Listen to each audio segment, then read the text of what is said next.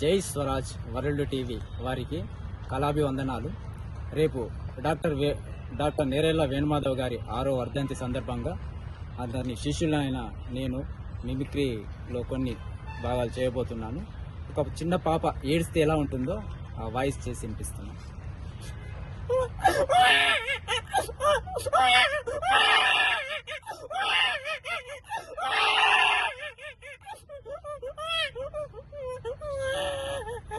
జై స్వరాజ్య world TV వారికి ప్రత్యేక ధన్యవాదాలు తెలియజేస్తున్నాను. మాలాంటి పేదవారికి మిమిక్రీ కళాకారుని ప్రోత్సహించినందుకు జై స్వరాజ్ వరల్డ్ టీవీ గారికి ప్రత్యేక ధన్యవాదాలు తెలియజేస్తున్నాను. ఇప్పుడు దగ్గుపాటి రానా గారి డైలాగ్.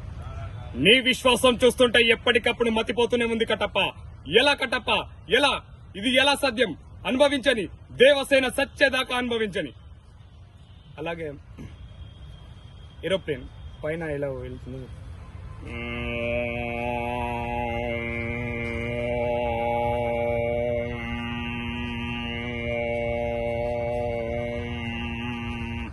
అలాగే నెమలి.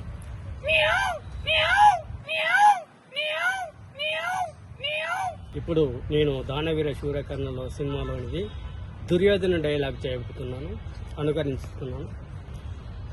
ఆచార్యదేవ, హేమంటివి ఏమంటివి? జాతి నెపమున సూత సుతుల కిందు నిలువ అర్హత లేదందువా? ఎంత మాట, ఎంత మాట! ఇది క్షాత్ర పరీక్ష గాని క్షత్రియ పరీక్ష కాదే, కాదు, కాకూడదు.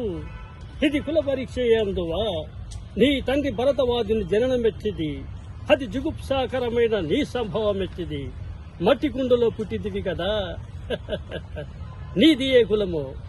ఇంత ఏల హస్పత్ పితామహుడు గురుకుల వృద్ధుడైన శాంతనవుడు శివ సముద్రుల భార్యయవు గంగా గర్భమున జనించలేదా? నీది ఏ కులము? నాతో చెప్పింతువేమయ్యా? మా వంశమునకు మూల పురుషుడైన వశిష్ఠుడు దేవవేశ్య అయిన ఊర్వశీపుత్రుడు కాడా? అతడు పంచమి జాతి కన్య అయిన అరుంధతి యందు శక్తిని, ఆ శక్తి చండాలంగన యందు పరాశరుని, ఆ పరాశరుడు పల్లెపడితే అయిన మత్స్యగంధ యందు మా తాత వ్యాసుని, ఆ వ్యాసుడు విధవరాండ్రైన పిడపితామహి అంబికతో మా తండ్రిని, పిడపితామహి అంబాలికతో మా పిడతండ్రి పాండురాజును, మా ఇంటి దాసితో ధర్మ నిర్మాణ చేరుడని నీచే కీర్తించబడుతున్న ఈ విదుర దేవుని కనలేదా? సందర్భావపరములను బట్టి క్షేత్ర బీజ ప్రాధాన్యములతో సంకరమైన మా కురువంశము ఏనాడో కులహీనమైనది కాగా నేడు కులము కులము అని వృద్ధవాదమెందులకు. 10 మాసాలు మోసావు పిల్లలని, బ్రతుకంతా మోసావు బాధలని. ఇన్ని మోసిన నిన్ను మోసేవాళ్ళు లేక వెలుతున్నావా? ఈ జీవన తరంగాలలో ఆ దేవుని చదరంగంలో ఎవరికి ఎవరు సొంతము? ఎంతవరకు ఈ బంధము? ఈ జీవన తరంగాలలో